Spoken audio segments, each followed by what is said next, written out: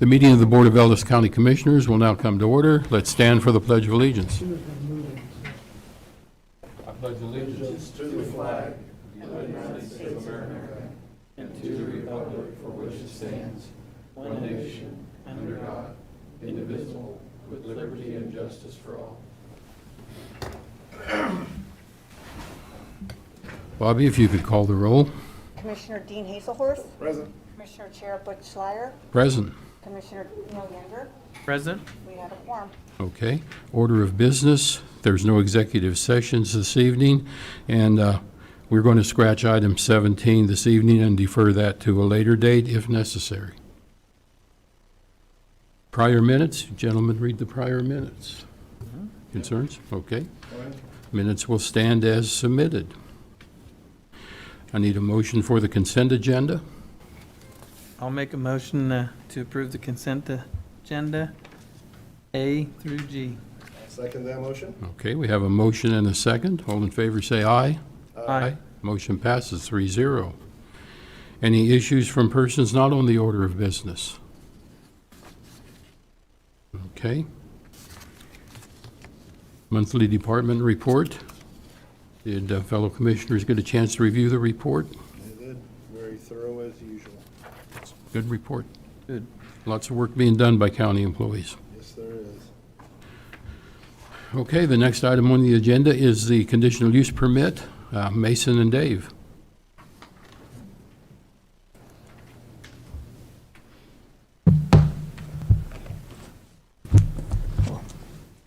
Good evening, Commissioners. Environmental Planning Supervisor Mason Reuter. Dave will not be here this evening. He is in quarantine protocol. So it'll just be me this evening. I will get Marcus Catlin on the phone. He is a representative from Industrial Tower West to explain the project in further detail, and I'll give you a little update once I get him on the phone.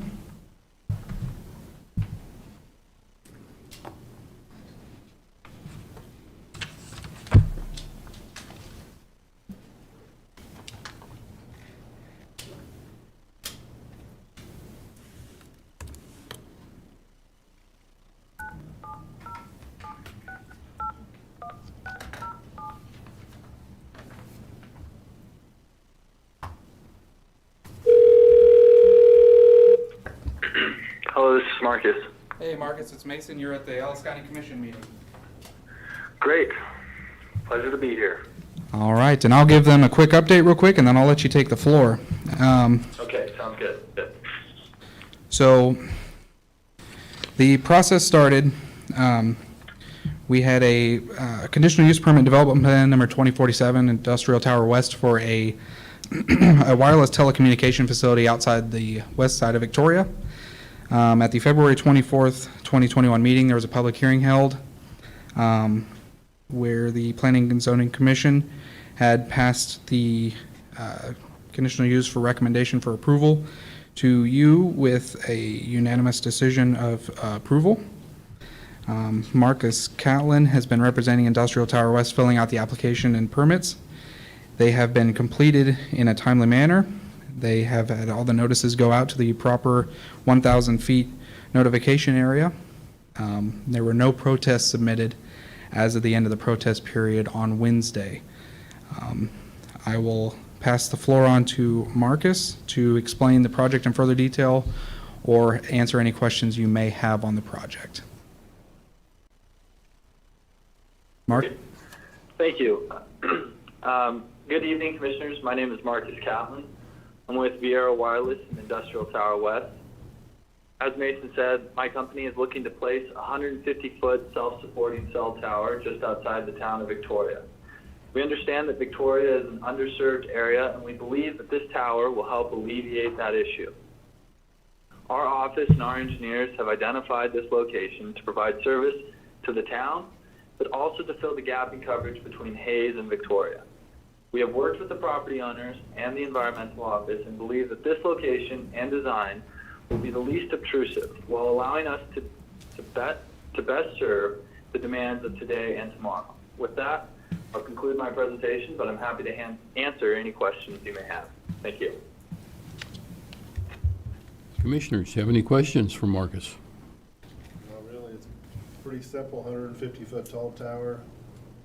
I did have a few people call me, just was concerned where it was gonna be positioned at. They thought it was gonna take away from the Victorian Church, the Basilica, but it is much further south and west of there. I have nothing. I have no questions either. Any further discussion regarding this issue? I have none. I have none. Okay. Would anyone like to make a motion regarding this issue? Get there, or, I move that we approve to allow Industrial Tower to construct a wireless telecommunication facility located west of Cathedral Avenue and north of Old Highway 40 in rural Ellis County. As the zoning regulations have been followed and approved by the Planning and Zoning Commission on February 24th, 2021. I'll second that. We have a motion and a second. All in favor say aye. Aye. Motion passes 3-0. Thank you, Mason. Thank you, Commissioners. Thank you, Marcus. Appreciate it. Marcus, thank you. Thank you. Have a Thank great you. one. All right, you too.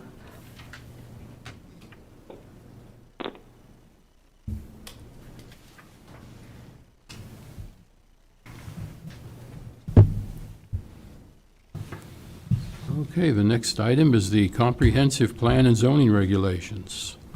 Mason. Good evening again, Commissioners. Mason Reuter, Environmental Planning Supervisor.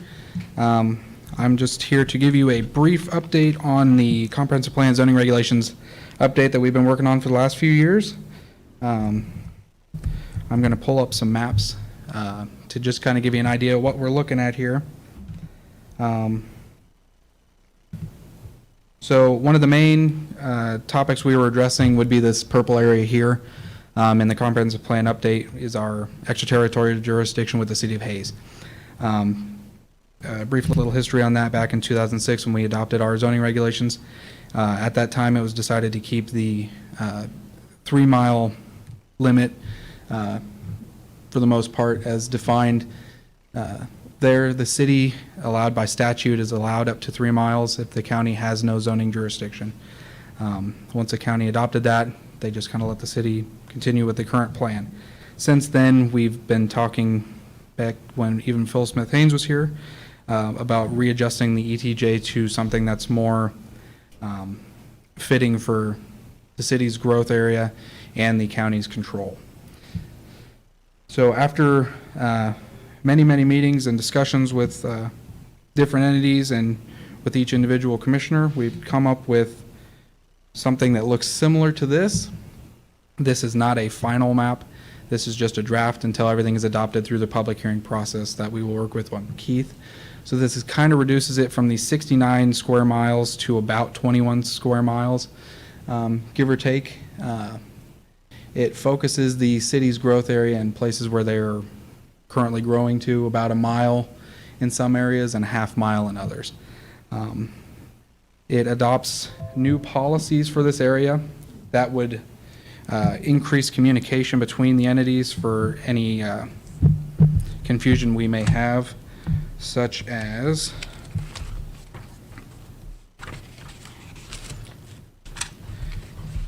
for the plating process. It allows the county to be involved in the plating process with the city, potentially once this is adopted, to continue to utilize county standards for any roads that the county may take on in the process.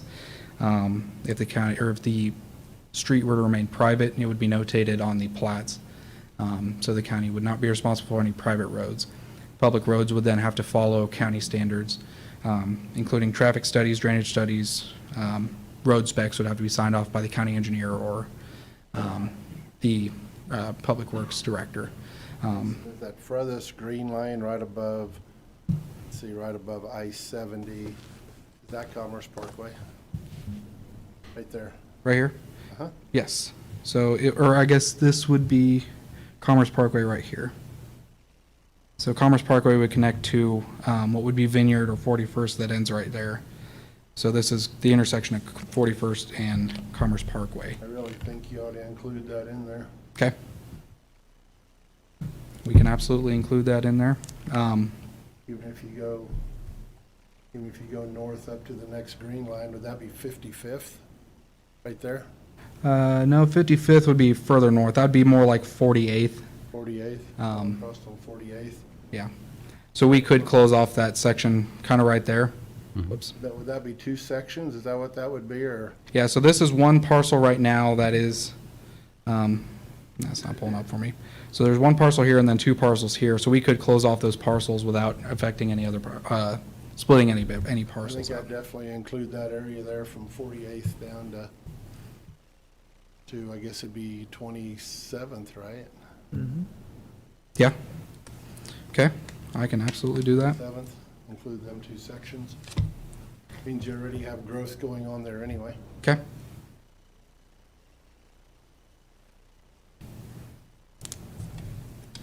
I can correct that portion there. And what it does with the rest of the developments here has allowed us to take any county properties that are owned, that would put it back in complete county control, remove any current full developed areas. Hilltop is almost completely full, if I remember right. With the approval of the Prey addition last Thursday at the City Commission meeting, that should close up the buildable area for the Big Creek Estates area. Prairie Acres out here I think is almost 100% built and completed. So there wouldn't be much growth for those there. So those would fall under county zoning then. And allow for us to focus on what would be the next topic would be our land use map. So currently, there really isn't a land use map that Ellis County has. It's just kind of been, we're ag focused. So the actual spirit of the regulations does not change, but it does allow us to focus a little more in areas where we know that there's going to be commercial, industrial growth, residential growth.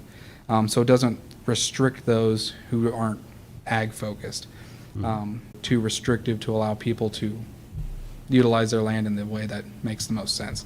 So this new land use map of the comprehensive plan and the zoning regulations would allow that to take place. This is just a rough draft that we're working with Keith with on. I have another meeting with him tomorrow morning to kind of talk about it. And then with the zoning regulations themselves, it actually takes a lot of the things that we have, builds on them, focuses them, and then redefines a lot of them, which is one thing that we as staff really appreciate.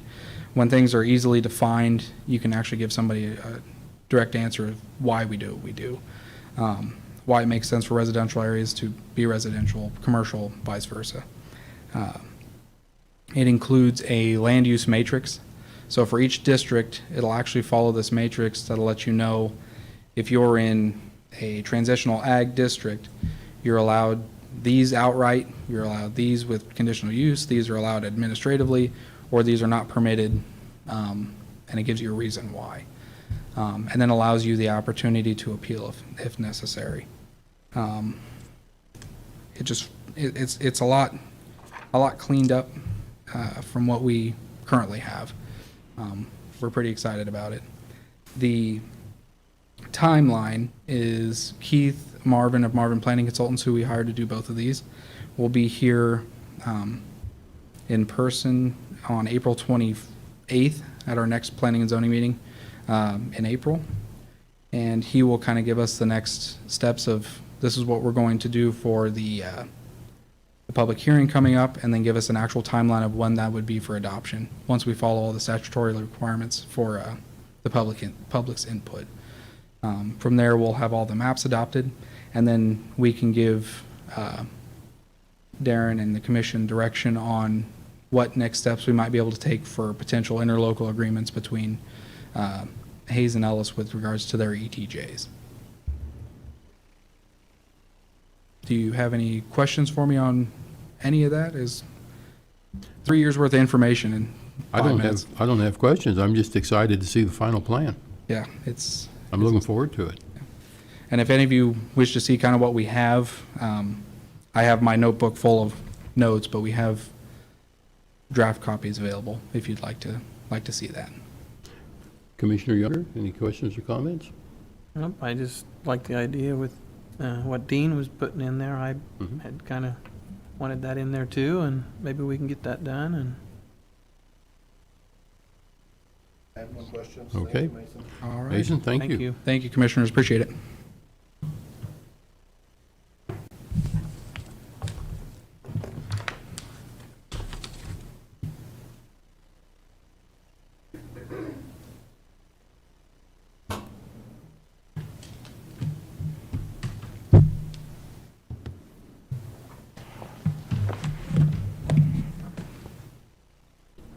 Okay, our next item is a report from the Cottonwood Extension District. Donna?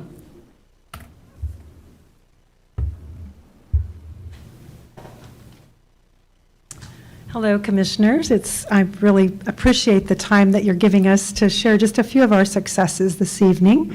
I am Donna Krug. I'm the District Director for the Cottonwood Extension District, and it encompasses Ellis and Barton County.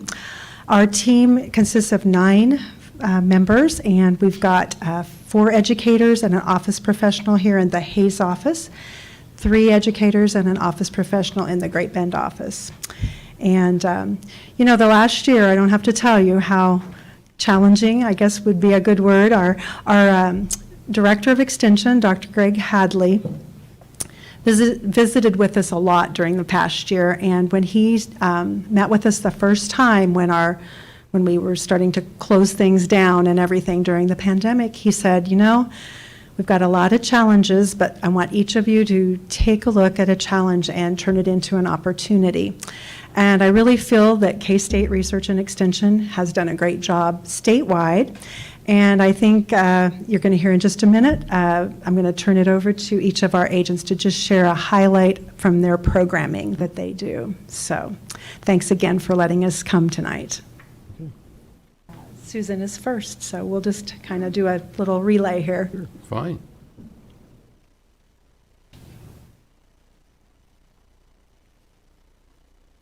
Susan Schlichting, 4-H Youth Development. It's good to be here this evening. It's been a while since we've gotten a chance to address you all. We've had, as she said, a challenging year, and we are beginning to open up. We had our first face-to-face event last Sunday. Our 4-H communications event that we call 4-H Day was held at North Oak Community Church, and we had about 50 kids that participated, which was pretty close to our normal participation rate. And so we were glad to see that they hadn't been scared off or hindered by the things that have gone on in the last year. Our next big event that's coming up is this coming Saturday. We're going to be holding Space Tech Day, and that's been an event that traditionally has been a thing that has 100 people from across Kansas coming together. And this year, because of COVID, we've changed things up a little bit. We're hosting at Barton Community College, and we are limiting the numbers so that we keep it small and keep it in a safe realm. We'll be doing things focusing on drones and rockets and robots and coding, and we've got a number of our teens from Ellis County that will be going down to help teach some of those workshops, and so we're excited about that. And registration closes on Wednesday of this week, so if you know of any young person that might be interested in any of those things, we'd love to have them come and join us. It's not just closed to 4-H members, so anyone can come. We've also launched a new thing this year. We're piloting with City of Hayes and with the Smoky River watershed area to do what we're calling a water ambassador program. We've brought in some teenagers and we've trained them on water conservation, water quality, and how to care for that water resource. And they will be going out and doing trainings and workshops and speaking to groups about water to help build their leadership skills, but also to help them to further the message of how important our water resource is. And they will be actually doing their first community event next Thursday, the 25th, at Sternberg Museum for World Water Day. And it'll be from 10 to noon. It's free to families to come out to Sternberg and to experience a number of hands-on activities that deal with water. And so they're excited to be able to do their first activity sharing after they've been trained, and we're excited to be able to actually hold that activity. So those are just a couple of the things that are going on with us in 4-H Youth Development. Do you have any questions? I have none. Thank you. Okay, thank you.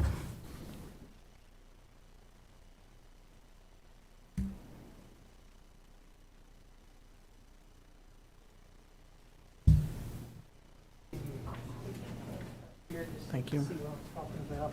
And I didn't think to make enough for everybody. Sorry about that. Thank you.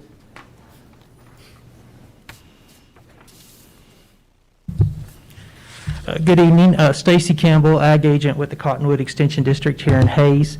And as you know, with COVID, yeah, we've had to change what we've done this winter, so we did want to continue to try to have educational programs for our growers, for our farmers, so they can continue to learn and try to stay on top of things. And we even sent out kind of some surveys to them and to our program development committees in agriculture, asking them what some of the hot topics are, and they helped us indicate some of those, and from those and some of the issues that we knew that were out there, or topics that would be of interest. We, when I say we, it was myself and 9 other agents in Northwest, North Central Kansas put together these crop talks, webinars that were focused on crop production that you have in front of you. We did also kind of do a little survey. How long would you like them to be? What day of the week would you like them to be? So from those results, we put them on Tuesdays at 10:30 for 1 hour and only 1 hour. The speakers spoke for 40 minutes and then 10 to 15 minutes for questions. Seemed to work real well. As you can tell, we covered a whole gamut of different issues. Weed control is always a real challenge now with more herbicide-resistant weeds. That was talked about. In the other topics you can see there, I won't go over those. Some of the numbers that we've assimilated since we just finished with this where there was a total reach on Facebook of 9,040 with 95 post clicks and 83 reactions, comments, and shares. On Twitter, the total impressions on the marketing efforts was 26,700, resulting in 1,066 impressions and 82 retweets. And then also one of the things we did on those is producers could ask questions. They could type it into the question and answer box, and they were able to do this on Zoom and YouTube. And so we had people, agents like myself, monitoring and making sure those questions were brought forward to our speakers. So even though it's not in person, I think it was pretty as interactive as you can do with that type of technology, and it went well. We had almost 400 people that registered to attend these. Several of them attended multiple webinars, some of them maybe only one. And then we have a website now too, to where all the recordings have been put along with the speaker's slides. So I've already had one guy say he's missed one of them, but he went back when he was actually doing some work the other day on his tractor and was able to listen to part of it. So we're excited about that they can go back and listen to them, or if they missed them, they can still listen to them and also see the slides. And I think that's all I have. Okay. Any questions? Thank you, Stacy. Okay, thank you.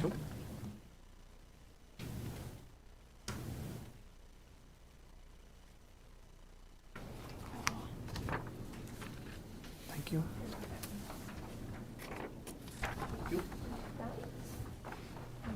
Thank you. Good evening, Commissioners. My name is Lauren Fick. I'm the Horticulture Extension Agent with the Cottonwood Extension District.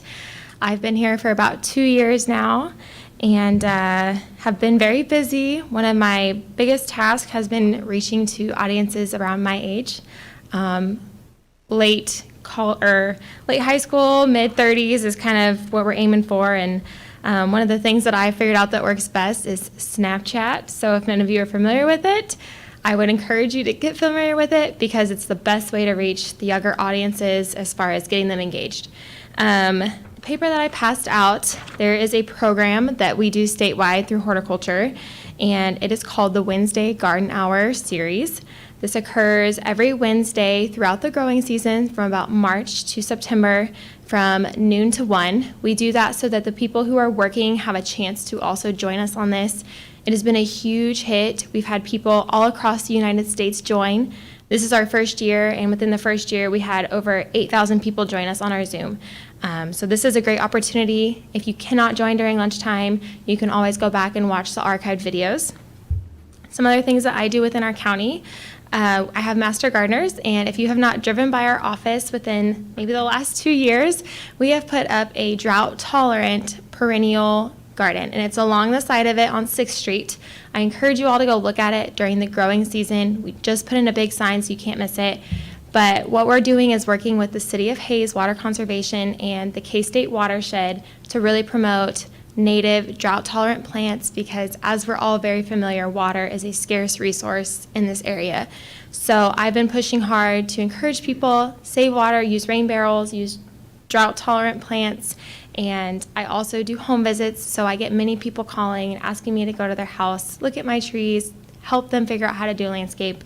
And along with kind of what Susan was saying, I do help attend the we have the Waterfest Fun Day next week, which will interact with a lot of students and younger families. That is pretty much my quick spiel. Do you guys have any questions? No, none from me. All right, well, thank you. Thank you.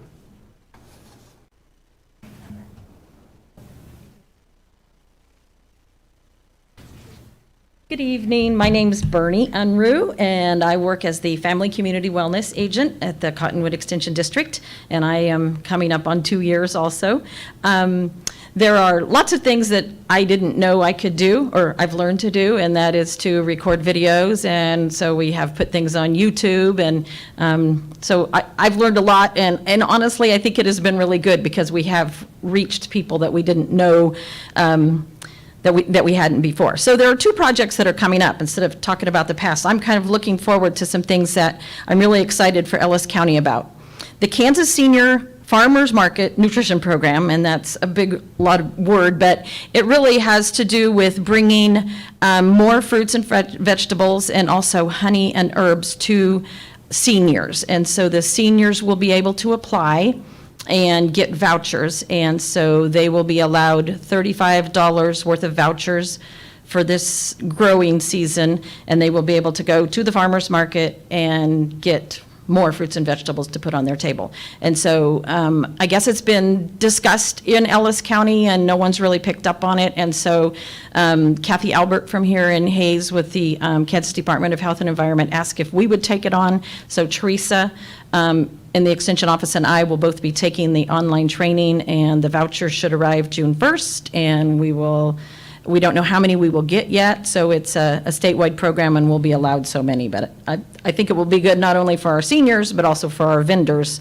The farmers market folks do have to take training in order to accept the vouchers, and they'll be deposited right into their bank account, so that'll be good. Secondly, we have Double Up Food Bucks, and this is actually in connection with the SNAP program, and so we really need to thank Sarah and Allie down at Downtown Development for getting the EBT to be accepted at the farmers market. And so our people who are getting food assistance program dollars, if they buy fruits and vegetables, which we want them to do, they will be able to get double the amount of fruits and vegetables for a certain amount. And so all of these will be taking place starting this summer, and so we're going to start getting the word out and talk to a lot of our community partners to help us get that word out so we can help not only those in need of good food, but also our seniors who may be limited on their income.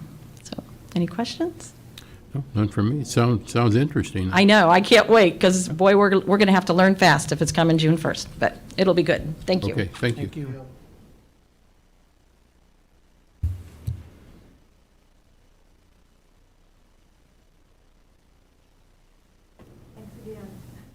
Thank you. Okay, our next agenda item is the Cathedral Road project. Brendan.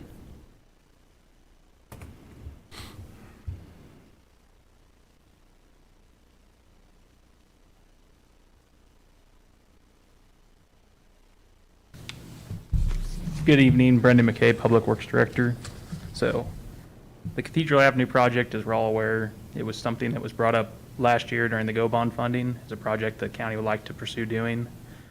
Repairing that stretch of road from about Coca-Cola down to 6th Street over there in Victoria.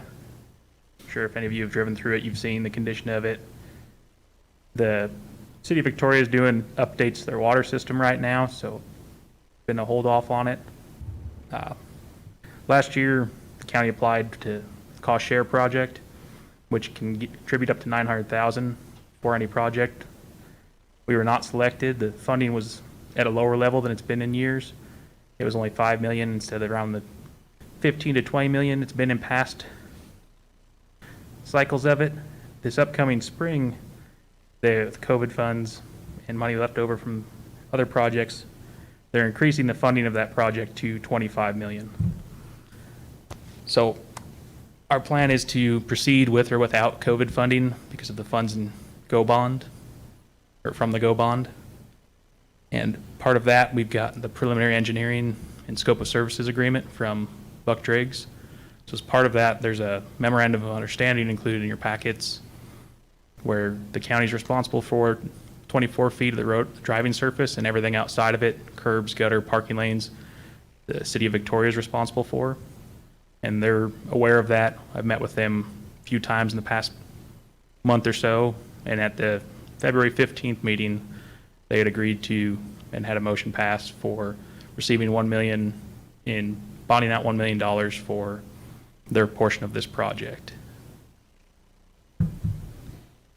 So what I would like to do is have, if the commission's all right with it, sign the MOU, and I've got a PO for the agreement with Buck Driggs if that's. Brendan, what is our estimated cost for this project? That we're still waiting for the updated estimate. Okay. It all depends on how, what it'll be. Normally it's a 60-40 split, but with more curb and gutter, more parking lanes and done, there's portion, the city's portion will change. Mhm.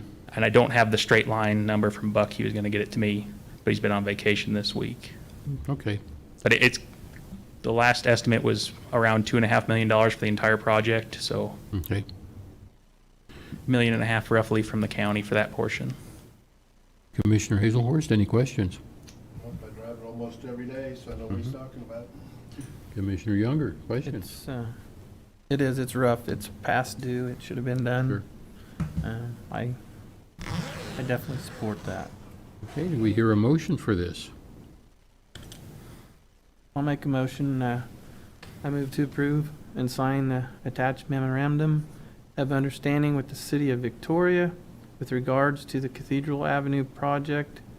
I move to approve and sign attached professional engineer service proposal form, Driggs Design Group, PA for the Cathedral Avenue project.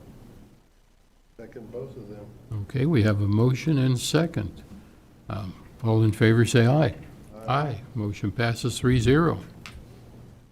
Here's the purchase order for that.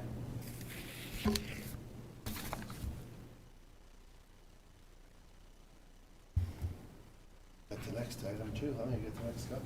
Yeah. A lot of them, that's why I brought my water up. There you go.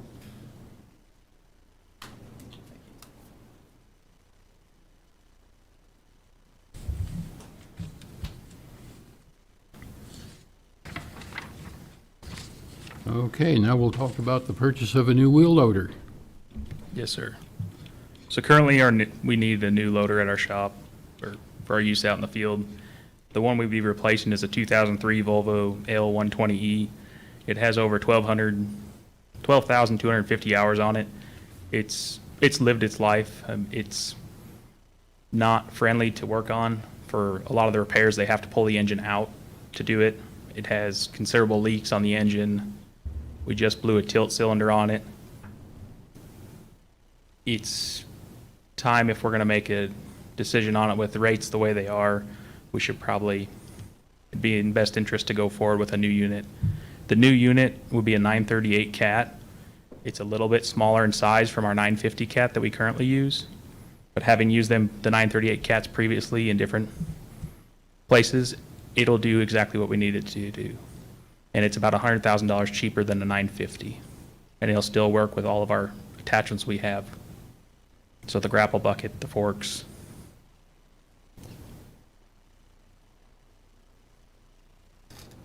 And this is a budgeted item, is that correct?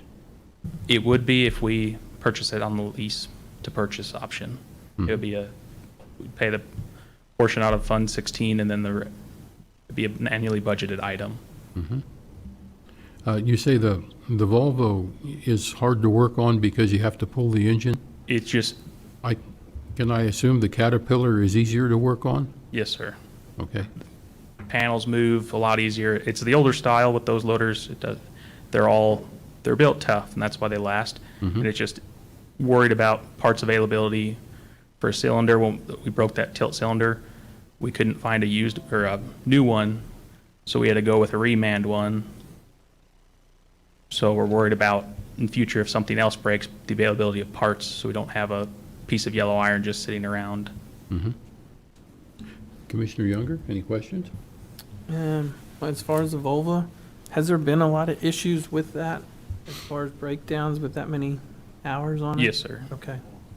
It just came out of the shop for a major oil repair, and then a week later, it blew the tilt cylinder, which was around $6,000, if I'm not mistaken, for parts and shipping on it and sending the core back. Okay. Mhm. Commissioner Hazelhorst, questions? I have none. Very familiar with the 938. That'd be a good size, Mhm. good fit. Okay, do we hear a motion on this? I move to approve the lease purchase of a new, of a one, let me start over. I move to approve the lease purchase of one 2021 Caterpillar 938M wheel loader for $215,000, which would include trading in the 2003 Volvo L120E wheel loader. I'll second that. We have a motion and a second. All in favor, say aye. Aye. Motion passes 3-0.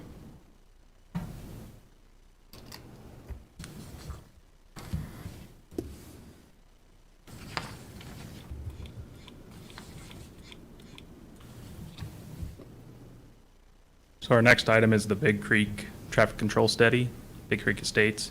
It's brought up at the February 8th meeting, the desire to have that study done for determining the safe speed limit and proper locations of stop signs.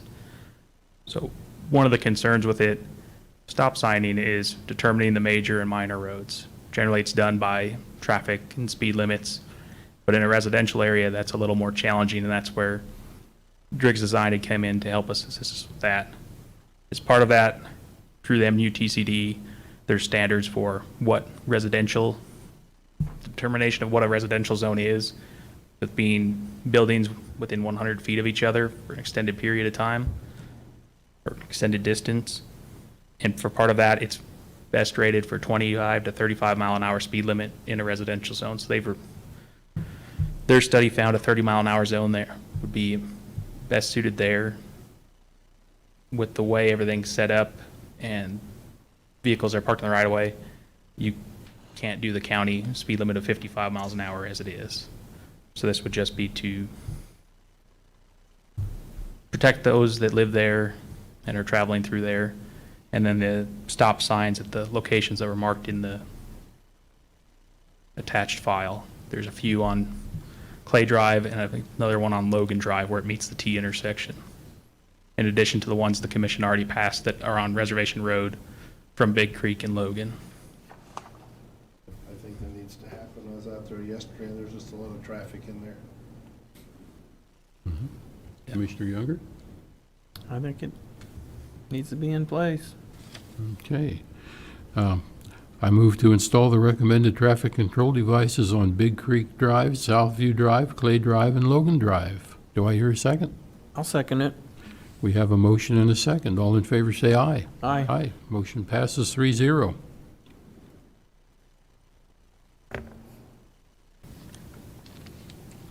Okay, and the next item is the Feedlot Road improvement. Yes, sir. So at our last meeting, it was discussed, the commission tasked me to come up with a plan for repairing Feedlot Road right there just west of 140th Avenue. Because regards to that bridge that closes down, there's one thing I wanted to clear up. Last week's meeting, there were some statements about the signage, about single axle, double axle, weight limits, that our 12-5 truck weight limit sign, as it's situated, the first posting is for what they call straight trucks. So your your 2-axle and 3-axle trucks, straight, no trailer, that's the first posting limit. The second one is for what is considered the standard semi-truck, so tractor and trailer. The third one is for what they call combination units, where it's tractor, trailer, with a pup trailer on the back or a second trailer. So it is about number of axles, but it wasn't explained clearly, and I wanted to clarify that on there. So hopefully that made a little more sense to everyone. It's straight truck, semi, and combination truck. We can go as, there's even special signage for special unit 7, for 7-axle trucks like some of the fire trucks and things like that are currently. We've currently had that inspected. We should have the report here in a week or 2 weeks for us. For our fix to Feedlot Road, there's currently springs running in the road there. They're coming up through the crust of the road and making a soft spot. Our recommendation, we met with Bill out there, and we've been discussing in the office since prior to last week. We've got some larger size rock we're going to run through a grizzly up at the landfill that they're pushing out for their new road. That'd give us a better base with some room for some water to movement to go through the rock without coming through the surface. So we'd be laying about 50 loads of that down. Now we'd install perforated pipe wrapped in landscape fabric to prevent the rock from plugging the pipe on either side of the culvert that's out there currently. There's 1 to 2 potential active springs in the roadway based on how it looked before this rainfall that we've had these last 2 weeks. So that would help get the water out before it makes it to the crust of the road and makes the top soft like they're experiencing now. The current culvert in there is below grade with how farming practices have happened to the south. There's currently a big lip 15 feet behind the culvert. So the water is just going and pooling up right there and it's not able to get away. So we'll bring the elevation of the road up with this lift and bring that culvert more in line so it'll drain easier. After that, we have some fabric that you lay in between your base layer and your top layer that helps. It's like a snow fence mesh almost. It kind of creates little pathways for water, if it does get through above the perforated pipe, to exit the roadway before it goes into the driving surface, making that soft. And then after that, we would haul in about another 20 loads of cover material on top of that mesh. Our estimated start time, depending upon weather, would be March 29th. It would take about approximately 2 weeks to do all these repairs on it, because there's going to be a lot of prep work with cleaning the ditches, removing the slop that's on the road now currently where it's just turned to mush from all the water inundation. Drove out this weekend. The site road supervisor drove out Sunday. The road never overtopped further to the west where that's been an issue historically, and went out today. We did some just Band-Aid repairs to this soft spot Friday. They've held for now, but that's not our permanent fix. And water still hadn't overtopped the roads as of this morning when we went and looked again. So that would be our recommendation for fixing this. Okay. And I believe we need to get this road fixed prior to closing up that bridge. Definitely. And that bridge you say was inspected? Yes, sir. I know we had a phone conversation earlier in the week, and they must have got out here before the rain started. They were able to come out Friday before the storm came. Yeah, that's good. That was their concern with the water that was expected that we did end up receiving, Yeah, and not be able to get out. The water did come up in the creek. Yes, it did. They wouldn't have been able to use their ladders like they generally do. Because with a fracture critical, you have to be within 18 inches of every portion of the bridge. It's not just to look for bad areas. It's 18 inches. You can't just use a camera on a stick. And then it'll be a couple of weeks before we get a report on that? Believe so. He's getting the data together now, and he'll go over it. Okay, do I hear a motion for this? I move that the commission approve the road repairs as proposed by the Public Works Director. Can I ask one question? Sure you can. Yes, sir. As far as on the oversized rock, what diameter or what are we going to use in there? Is it So it's from the landfill, correct? Yeah, it's between like a 6 to 8 inch rock. It's a larger piece you use for base, Okay. generally, because when you build a road, you build a base first, or you compact your base if it's just soil. Ideally, you haul in larger rock to build a base out of that that's going to allow water and moisture to go through without coming up, and then you start layering on top of that. It's Okay. And then you did say we're elevating that about 1.5 feet. about correct? 1.5 feet of elevation climb just based on the loads of rock, the tonnage, and the cubic yards that it'll bring out there. And then as far as the culvert, what size is that going to be? The same? It's going to be the same size. The water hasn't overtopped there in this location, so there's no benefit to going to a larger size culvert, because it would still be, the bottom of the culvert then would be too low for water to get out. So stay with the same size, but raise the culvert up to an appropriate level. Okay. We have a motion on the table. Do I hear a second? I'll second it.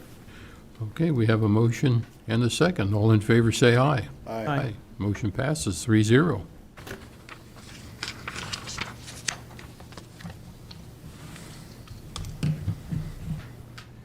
Okay, the next item is the 2021 County Road Tour. Darren? Good evening, Commissioner. Darren Myers, County Administrator. I was trying to keep Brendan up here just in case he had any feedback, but end of next month, April 26th, is the scheduled annual road tour for the commission to ride along with staff to view various projects throughout the county, different roads and bridges, just as we did last year in April. And we just listed about 6 or 7 items on the agenda that may be of interest that the commission may want to go see. I know some of you have seen them several times, and for Commissioner Younger, I know it'll be not necessarily the first time, but maybe the first time with staff. So as Brendan puts together the agenda for later next month on where we all go, we just want to make sure we captured any areas that the commission would like to see on the list or not see, et cetera. Well, I'm fine with the list. See what my fellow commissioners think. I am too. That'll be a few miles you'll be driving. Mhm. I think last year we put 244 miles is what we spent driving around last year. So What time are you wanting to start, do you know? last year, Last year we started like at 8 or 8:30. I think it was 8:30, and we met here at the administrative building, and we split up between several vehicles just to, for COVID concerns, not to pile everybody into one vehicle. And Bill at that time put a route together, and we went to all those different locations. Commissioner Younger, questions, concerns? Just the questions, the locations, is that put out to the public to say, hey, would you come look at mine, or is this just something that every year we go to a different location? We kind of gradually try to see, the problem areas, or future Okay. projects is kind of what we've done. And if somebody's called out and told Brendan that, hey, if you guys have time, would you come look at this sometime, or he sees it's a problem issue, he may add it to the list. But what's on right there, it's going to take a while. Yeah, and there we have a few items that we've been discussing at the office to add to this. Okay. Ones that can be, some of them can just be seen as a drive-by, just hazards we found and are starting to become an issue in areas that will need to be addressed. Perfect. Okay. Okay, thank you. I'm Thank fine you. with it.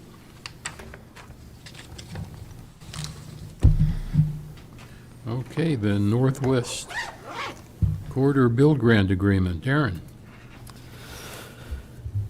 As the commission saw within your packet, there is the build grant agreement that we got from both KDOT and the Federal Highway Administration in regards to the 6.5 or approximately $6.5 million build grant we got for the Northwest Business Corridor. It also captures in there the $1 million grant that the Kansas KDOT gave us as part of the project as well. We've been working on this for the last several months, trying to capture prices, engineering estimates, as they've been updated. They just updated them within the last week or two from comparing them to the project that was just let out and approved for basically the 55th Street and 230th intersection, just on the north side of I-70 there for the new development. So the bid prices came back and they're within that agreement, or bid estimates, I should say. What the agreement does is it allows us to basically obligate ourselves into going forward with the project and moving forward. We are still on schedule. As the commission knows, we're getting ready to start the condemnation process on a couple different properties. We have been in contact with, I believe, 4 out of 6, or got some estimates back on 4 out of 6 of the utility easements that we're needing and the movement of utilities. And the right-of-way acquisition is moving along as well. I believe since last week, we've knocked off 4 more on the list that we were previously talking about for condemnation. And Still looking at letting the projects out comes summer and project start date in August. So we're still on track, and the estimates went up just a smidge to right around, I believe, $10.7 to $11 million for the entire project. But of course, that could also come down as we let the project out, and hopefully we get several good contractors bidding on the project. So, but this does get us the agreement with the feds and with KDOT for that $7.5 million as part of the project. So we're just asking that the commission make the motion to approve the agreement and sign it, and we'll get it sent back tomorrow. Well, I suppose if we want to continue the project, we need to sign this. They would appreciate it, Yeah, yes. they would, wouldn't they? Any questions or comments, commissioners? I have none. Okay. Go forward. Do I hear a motion? I'll move for the commission chair to sign the U.S. DOT Build Grant Agreement number 208-20 for the Northwest Business Corridor Project. Second. We have a motion and a second. All in favor say aye. Aye. Motion passes 3-0.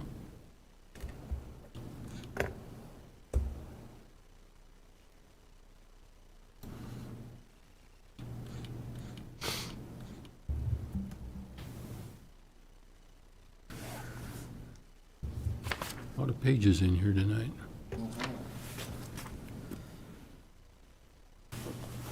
Okay, the next item is the fiscal year 2022 budget direction. Darren? The next topic is just from a reminder that I gave the commission last week in regards to the start of the development of our county 2022 budget. And I'd asked the commission to kind of be prepared for the question of how you would like the department heads and elected officials to proceed in preparation of their 2022 budgets. 2 weeks ago, we talked about the financial forecast. Last week, we talked about the calendar. And now it's time to talk more about the future numbers.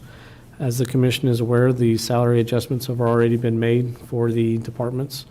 And a clarification point that I wanted to send out is I know there may be the topic of keeping budgets flat.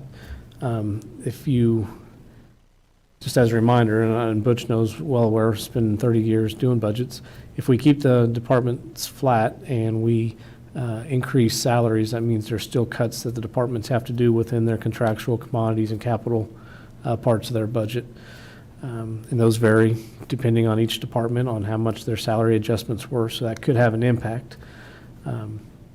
But we met last Friday as the executive team, and we talked about the budget and what the expectations were moving forward. And everybody was in agreement with the calendar, so now it's just time to hear input from the commission on how you would like all of the executive team to start putting together their budgets. If there's any reductions, increases, changes, now's the time to let us know, and I'll pass it along to everybody. Okay, who wants to go first? Matter, whatever. I'm not too shy, I guess, Darren. The only budget I'd really like to see increase, other than just the usual amount, is Public Works. We've cut that budget for, I don't know, six years at least, or maybe more. We've just keep taking away, and Bill Ring is always just giving back out of there to keep everything flat. And we have a lot of public works projects that are going to be coming up. I think that's one area we need to look at increasing that budget. For clarification then, specifically within the budget, possibly the transfer from the general fund to Fund 78 to fund those road and bridge projects. Correct. And I didn't look at that number. I might be able to pull it up, but I believe we were $328,000 last year. Does that sound right? I think you're very close. Is there a certain amount Lori, that, can you hear me now? You can't? Farther away? That way. That better? Okay, thank you. Just checking. Don't want to make the boss over there mad. Oh. Then send me a text. I'll move. Okay. I think you're right, Darren. It was like 320 something last it year. used to be up around 500. Do we want to split the difference one year? Sure. But I think that's something we need to look at, or I feel we do, commissioners, that we've robbed from that budget forever. So split the difference and go whatever. And I have a little bit different take than Commissioner Hazelhorst, but I'm not going to ask anyone to cut their budget, but I want people to really look at their budgets hard, budget what's necessary, not what's not necessary. I don't want to see people pad their budgets or anything like that. One of the things I'm going to look at is look at the end of the year transfers we make, and if a department is consistently having big end of the year transfers into Fund 16, that's a budget could be reduced some. But I want people just to be really sincere and genuine in what they need to budget and to try to do this right. I don't want to give people a green light and say just go to town and start spending money. But on the other hand, they've been cutting budgets for several years, and I'm sure it's just down to the bare bones. If it can remain that way, that's fine, but if they need to increase those budgets based on what their actual expenditures might be, that's what I'd be in favor of too. I agree with Butch. I agree with you too. So just for clarification there, if a department or an elected official asks for a budget increase, maybe provide at a future meeting with the commission some justification as to why. Absolutely. Okay. Mhm. Yeah, I'm not in favor of increasing budgets at all other than public works unless it's definitely necessary. And I know some of the department heads have got a very bare bones budget, but if it's working, I'd like to keep it that way too. One thing I will point out in this year's budget, I know we're not looking at next year's budget. Oh, actually, I'll wait for that since it's Okay. kind of a different topic. Still in line with budgets, but sorry to interrupt. Commissioner Younger? I too would just like to leave it flat as it is now, but I'll have to agree with Commissioner Hazelhorst. We've got pretty decent roads now. Let's put some more money into that, keep our roads safe. I like that idea. Maybe we can do like in the years past. When I was growing up, they would elevate 2 or 3 miles a year.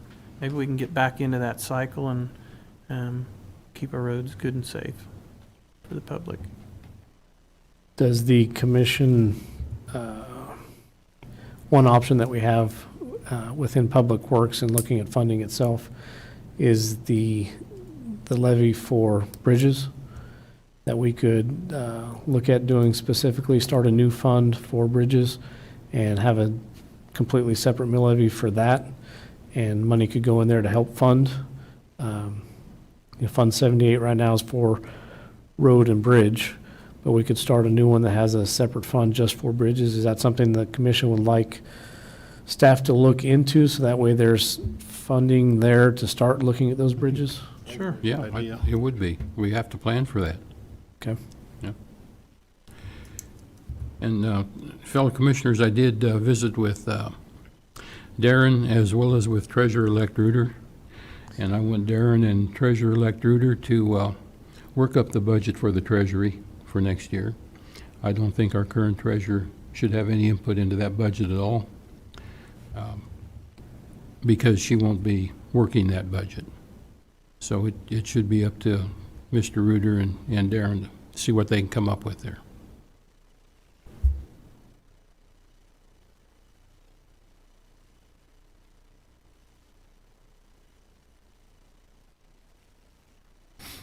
Okay, are there other concerns or comments? I have none, Butch. Okay. One other clarification that I was going to ask on is, as the commissioners knows, we passed the sales tax, and that's now in place and everything, and we have set forward those identified sales taxes to pay for the GO bond, just as we had promised the general sales tax would pay for the GO bond payment, just as we had promised the communities that voted for it, as well as the sales tax for the healthcare tax is what it was for EMS and for the health department. The health department this year within the budget was completely taken off from basically the ad valorem tax from the county, the collections for the ad valorem tax. However, with the projections that were shown from sales tax, there's going to be more collected than what was anticipated. It was to be expected that we underestimated, but those increases in those sales tax would then be allocated directly to EMS. EMS currently about 2/3 of their budget. Basically, you can say EMS's budget is about $3 million. $1 million to 1.1 they get back in revenues from health care, hospital bills, insurance payments, et cetera. About another $1 million is from the sales tax. So there's basically about $1 million left that comes off from the ad valorem tax, and the plan there would be offset the increased sales tax collections that we're seeing to the EMS budget. Would that be appropriate for there's not much we could use it for, but we can't continue to offset the health department because it's already at being taken off the ad valorem tax, but we could use a little bit for DSNWK or High Plains Mental Health if you'd like to create a little bit more of an offset there or increase their subsidy requests. That's something that you consider, but everything else, there's going to be a larger amount that we would have to put to EMS. And then the final question would be, does the commission want to set aside a certain transfer to Fund 6, which is Buildings and Grounds, to help fund several projects the commission's aware of between the HVAC systems here, the law enforcement center, or for the new public works buildings? I think that would be good if we could start that. Some of those projects can get expensive, and we got to have a plan going in on how we're going to fund some of that stuff. Okay. I will at least put a line item in there for that, and that number can be adjusted as we move through the budget process in the coming months. Sure. We've already got about $900,000 set aside for the public works building in previous Fund 6 5-year capital plan. So we're not too far off on getting that project fully funded without having to be able to pay cash for it. So I think that was all the questions I had. Okay. The next agenda item is the Northwest Business Corridor condemnation. Mr. Jader. Thank you, Mr. Chair. Good evening. Bill Jeter, County Councilor. Tomorrow we have a deadline to file a condemnation action to acquire land for the purpose of completing the Northwest Corridor project. That'd be for properties which we have not reached agreements with from landowners. At this point, there appears to be 5 or 6, I think, and some of those may get resolved tomorrow morning. I'm hopeful we'll only have 3 tracks that we'll need to file on. Cool. We'll have, assuming you approve this resolution, have Darren come in tomorrow afternoon and file a verified petition. In preparing the legal paperwork, there's a Supreme Court case which suggests that the commission needs to authorize by resolution to file the condemnation. So what you have in front of you is resolution number 21-07, which authorizes Darren as the county administrator to file that action in district court. So as the chair just said a little bit ago, if you don't want to do this project, then don't approve this resolution. I think we better get her done. Does that require a motion? Or Yes. Yeah, okay. Do I hear a motion to approve that resolution? I'll make a motion that we make the resolution 21-07 to start the condemnation process for the Northwest Business Corridor project. Okay, I hear a second. Second. We have a motion and a second. All in favor say aye. Aye. Aye. Motion passes 3-0. Thank you. Thank you. Thank you. Okay, County Administrator report. Darren. Just have 2 quick things for the commission. One is a letter of support for the developmental services in Northwest Kansas. They're applying for a grant, and a letter of support was drafted on behalf of working with the SNWK for the commission to sign. So if that is okay, I will ask the board chair to sign the the letter, and I will get it to DSNWK tomorrow. Okay. Sounds good. The second is something I alluded to a little bit last week in regards to our Midwest energy bills for the county.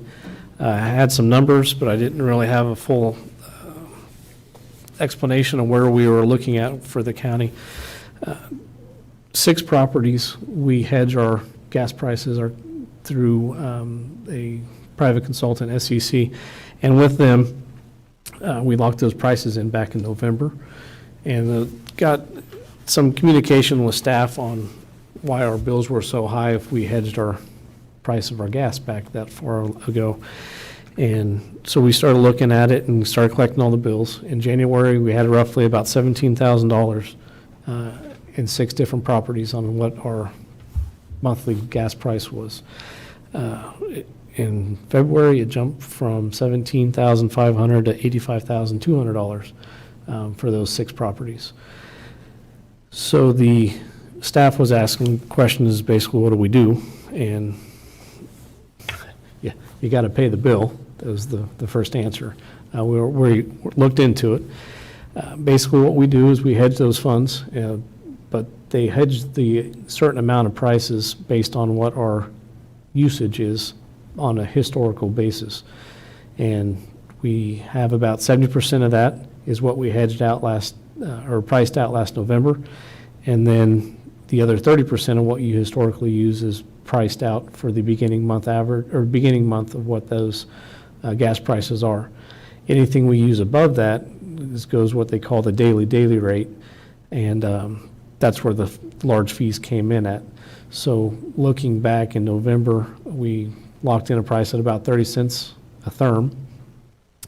Once we started hitting our average and went above that, it went from 30 cents to $9.97 a therm.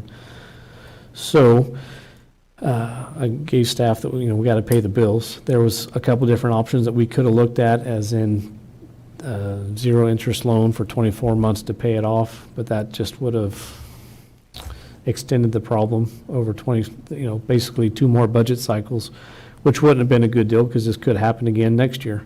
And then we're just right back in the situation. So we did pay all the bills, or I advised staff to pay all the bills.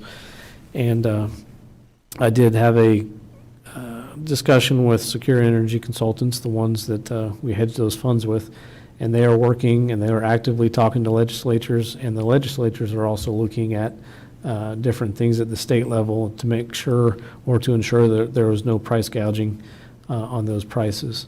So they're looking at, I believe, 7 or 8 different companies. So at this point, that was the answer that kind of the information I was wanting to give back to the commission in regards to those bills, and that's what I kind of started bringing up a little bit ago in regards to when we were talking to the budget. Several of our departments' budgets are going to be heavily impacted by those bills. If you look at some of those bills, that 1 month is what they had budgeted to pay the whole entire year for that line item. For instance, the fire district, there's no fluff there. There's no other ways to offset those prices for those bills, as well as some of the others within the county. So if the departments come back, if they say that's why some of their budgets are at or above budget towards the end of the year, it's because of those astronomical prices for energy bills. Any questions there? Is that something that we should, I'd say, set money aside or do a small budget or for something like that could happen again? First time it's ever happened. I know, and it could happen again. There's several things that we could do for the budgets that are impacted, or those 6 different bills, the properties, is we could, towards year end, use contingency money to make a budget adjustment, reduce the contingency and offset their budget for that. That wouldn't work for the fire department, but some of the other budgets, that would work. You could decrease the budget stabilization account. Overall, it shouldn't have an impact unless the entire county budget goes over. There shouldn't be an impact overall. It's just the individual departments, if you look at them, they may be over because of that. It's not going to create a budget violation or anything. But there are options that if the commission wished to, we could make some budget adjustments for those to get money back into their budgets for it. I mean, we can look at that later in the year if that's what you would like. Okay.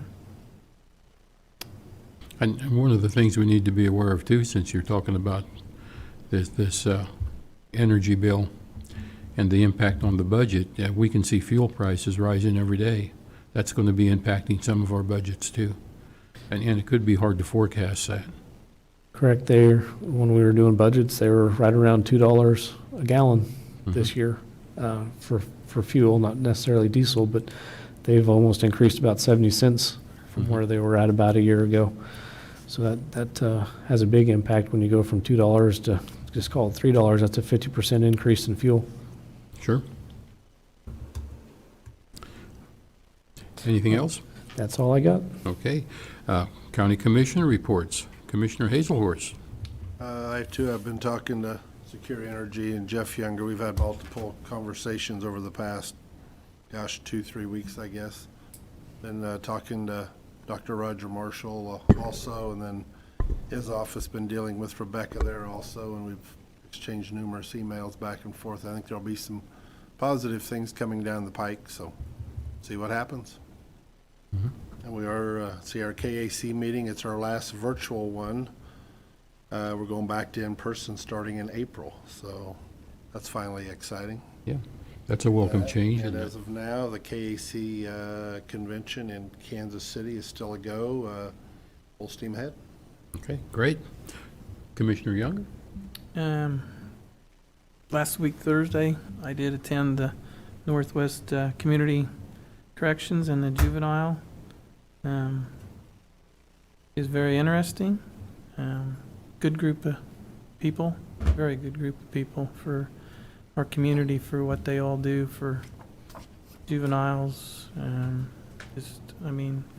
How they follow through on everything. It was amazing for my first meeting. So I was really pleased with that. That we have that in our community.